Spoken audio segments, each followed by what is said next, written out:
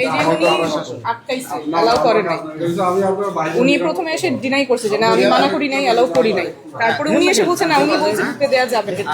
তারপরে না না আপনি দেরি করে এলেন কেন? 1 ঘন্টা আমার পুলিং এজেন্ট ঢুকতে পারে নাই কেন? কি সমস্যা ছিল? মানে 9:35 পুলিং এজেন্ট। ইউসুফ ভাই আপনি স্পিকারে আছেন, একটু বলেন প্রিজাইডিং অফিসার। ভোট গ্রহণ শুরু। পুলিং এজেন্ট আসবে একটু দাঁড়ান, একটু দাঁড়ান, একটু দাঁড়ান, একটু দাঁড়ান, একটু দাঁড়ান। উনি আসছে 9:35।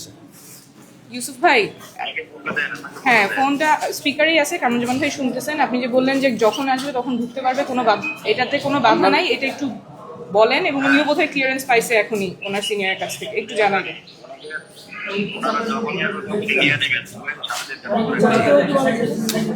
ইউসুফ ভাই আবার বলেন, যখন আসবে তখনই নিয়ে যাবেন, কিন্তু আসবে তখন নিবে, কিন্তু 4:30টার পরে না। 4:30টার পরে না। হ্যাঁ 4:30টায় তো ভোট ক্লোজ। তো এটা কি আপনি জানতেন না? আপনি জানতেন না? প্রিসাইডিং অফিসার এখানকার না, আমার ট্রেনিং এ এটা বলে দিয়েছে উপর সচিব। ট্রেনিং এ কি বলছেন?